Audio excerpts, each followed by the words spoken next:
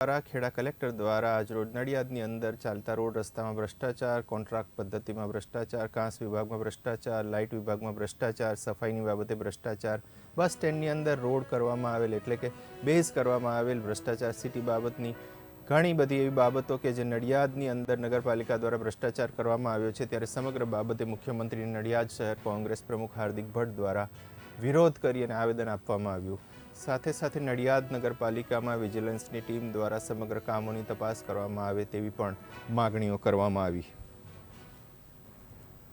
અમે આજે નડિયાદ નગરમાં જ્યારે ગુજરાત રાજ્યના મુખ્યમંત્રી આવે છે ત્યારે નડિયાદની અંદર ચાલતા રોડ રસ્તાના હોય, સફાઈના હોય, ભરતીના હોય, કાંસ સફાઈના હોય, લાઇટોના હોય, સિટી બસના હોય કે પછી બસ સ્ટેન્ડના હોય, એ બધામાં જે ભ્રષ્ટાચાર ચાલી રહ્યો છે તેના માટે મુખ્યમંત્રી શ્રીને ખબર પડે એના માટે આજે અમે આવેદન પત્ર આપવામાં આવ્યા છે અને વિજિલન્સની માંગણી કરી છે। કારણ કે 2020 થી 2024 સુધીમાં જે રોડોમાં લાખો કરોડો રૂપિયાના ભ્રષ્ટાચાર થયા, ચાહે નગરપાલિકા હોય કે ચાહે આરએનબી હોય કે ચાહે દાંડી માર્ગ હોય, આજે વરસતા વરસાદમાં અમે સોશિયલ મીડિયા ઉપર મૂક્યું છે કે વરસતા વરસાદની અંદર જો ડામરનો રોડ બની શકતો હોય, પ્લાન્ટ ખુલ્લા થઈ શકતા હોય, ચાહે પ્લાન્ટ સરકારી હોય કે પ્રાઇવેટ હોય, તો નેતાઓ પબ્લિકને ગેરમાર્ગે દોરે છે। એ 2 દિવસમાં સાબિત થઈ ગયું છે।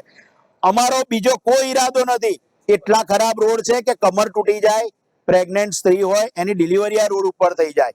લઘુમતી વિસ્તાર છે, પછાત વર્ગ છે, શેડ્યુલ કાસ્ટ છે, અલ્પસંખ્યક વિસ્તાર છે, ખ્રિસ્તી સમાજ વાળો વિસ્તાર છે, પંજાબી સમાજ રહે છે, સિંધી સમાજ રહે છે।